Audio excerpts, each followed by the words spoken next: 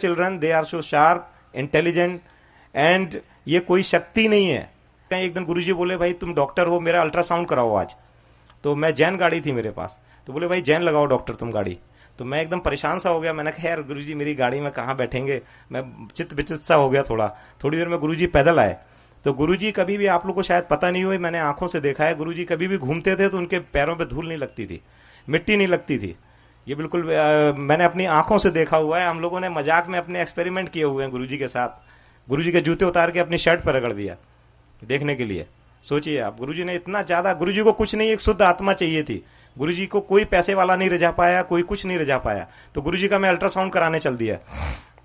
मेरे मन में विचार आया कि आज तो अपनी गुरुजी बड़ी परीक्षा ले रहे हैं, लेकिन पता नहीं, गुरुजी की बातें हम लोग सरेंडर से करते थे। मैं पहुंच गया आर्मी हॉस्पिटल, आरआर हॉस्पिटल। मेरे को लगा ये सरकारी आदमी या प्राइवेट तो बदमाश होते हैं, ये कुछ गड़बड़ कर देंगे, तो आर्मी वालों के पास चलते हैं।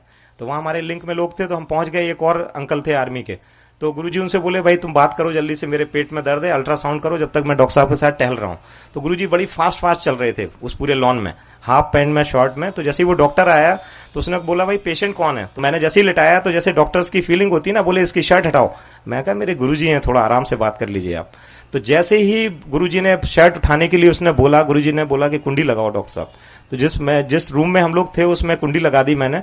और जैसे ही गुरुजी ने, सुनने वाली बात है, जैसे ही गुरुजी ने शर्ट हटाई, वो पूरा रूम फ्रेग्रेंस में आ गया। और गुरुजी उठे और गुरुजी ने बोला कि भाई तू मेरा क्या अल्ट्रासाउंड करेगा, मैं तेरा स्कैन करने आया हूं आज। तू तो अभी वाइफ से लड़ाई करके आ रहा है, तेरे 2 बच्चे हैं, वो तेरी सुनते नहीं है। वो रोने लगा। तो गुरुजी बोले भाई दरवाजा खोलो। तो वो बोला कि नहीं गुरुजी दरवाजा बंद कर लीजिए, अभी हमारे सब ब्रिगेडियर सुन रहे हैं। तो गुरुजी बोले कि मैं तुम्हें ब्लेस करने आया हूं, तुम इतने भाव प्रिय हो कि हमें यहां आना पड़ा और डॉक्टर साहब को माध्यम बनाना पड़ा। गुरुजी बोले कि भाई चलते हैं वहां पे, क्या नाम है, संगत में आना तुम। तो गुरुजी बोले भाई डॉक्टर साहब ब्लड शुगर और करा दो, कभी कभी चक्कर आ जाता है। मैं कहा गुरुजी चलते हैं, अब नहीं कराते हैं। तो वो उसको ब्लड शुगर वाले को बुलाया जी। तो उसने ब्लड शुगर लिया, तो वो आया 28। मैं था, दूसरे डॉक्टर थे और वो। तो वो बेचारा लैब टेक्नीशियन को लगा कि ब्लड कहीं मिक्स हो गया। तो वो बेचारा बड़ी देर नहीं आया। तो उन्होंने बोला कि डॉक्टर साहब देख के आओ क्या चक्कर है। तो वो बेचारा परेशान था लैब टेक्नीशियन। 28 ब्लड शुगर था, जो कि सर्वाइव ही नहीं करता हमारी मेडिकल साइंस में आदमी। तो वो बोला जी कुछ सैंपल गिर गया था, इसलिए दोबारा दे देते हैं। तो गुरुजी को प्रिक कर रहा था, दर्द अपने हो रहा था। हमने कहा यार अब हो गया गुरुजी, हो गया, सब सही है बिल्कुल। गुरुजी बोले नहीं भाई लेंगे, भाई दोबारा लेंगे सैंपल। गुरुजी को प्रिक किया उसने और वो सैंपल लेके गया। अब ब्लड शुगर आ गया 22 और हम लोग फिर घूम रहे थे। गुरुजी बोले भाई डॉक्टर आज आइसक्रीम खिलानी पड़ेगी, देखो ब्लड शुगर कम आ गया। मैं कहा जी आइसक्रीम खाएंगे आज, क्या नाम है, इंडिया गेट पे। दोबारा किया तो 22 आ गया। तो जो वो व्यक्ति था लैब टेक्नीशियन, उसका भाव चेंज हो गया। वो चीज उस समय, वक्त और परिवेश की बात थी, और वो एकदम रोने लगा बुरी तरह। बोला जी मैं आपका ब्लड शुगर नहीं कर सकता, मैं इतना सीनियर टेक्नीशियन हूं यहाँ का, आर्मी हॉस्पिटल में मैंने अपनी जिंदगी गंवा दी, मैं अपनी साइकिल से चल रहा हूं, मैंने 1 रुपए की चोरी नहीं की, और मेरे से आज ये सैंपल नहीं हुआ, इसका मतलब ये सैंपल हो नहीं सकता। रोने लगा। तो गुरुजी ने उसको सीने से लगा लिया। गुरुजी ने बोला कि आज के बाद तुम साइकिल से नहीं चलोगे, अब जब भी मेरे आश्रम आओगे तुम्हारे पास कार होगी, और तुम्हारे दोनों बच्चे जो हैं वो एक डॉक्टर और एक इंजीनियर बनेगा।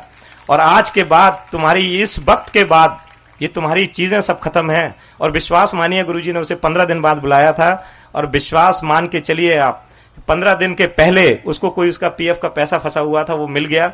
और उसके बाद वो कार से अपने बच्चों के साथ गुरुजी के आश्रम आया। और गुरुजी, उसके बाद उसके दोनों बच्चों का सिलेक्शन हुआ।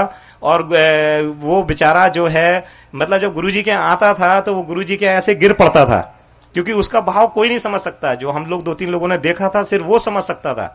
एक उमेश सहगल जी थे आईएएस दिल्ली में, तो वो चीफ सेक्रेटरी, गुरुजी ना संगत से जैसे कार्ड ले लेते थे। सपोज मेरे यहाँ किसी की मैरिज है तो 100 कार्ड रखवा लेते थे गुरुजी, और लिख देते थे भाई doctor Anil Agrawal, doctor to chief minister रहना है, कुछ भी ऐसे। तो उसको लिख दिया chief secretary government of Delhi NCT. तो वो आया, एकदम बहुत ऑनेस्ट आदमी था। बोला जी मैं तो अभी सेक्रेटरी हूँ जी, मैं तो आऊंगा नहीं इस शादी में। तो ऐसे सपोज 1 मई को शादी थी और 15 अप्रैल को गुरुजी ने कार्ड दिया। गुरुजी ने ऐसे कार्ड देखा, बोले हाँ ये तो लिख तो गया गलत, बोले लेकिन मैं काटूंगा नहीं। तो बोला साहब मैं आऊंगा नहीं, मैं पक्का आईएएस हूं, मैं अगर ये तो मेरे कार्ड है नहीं तो मैं आऊंगा नहीं। गुरुजी बोले कोई नहीं, रख लेंगे। विश्वास मानिए 30 अप्रैल को उसका प्रमोशन हो गया।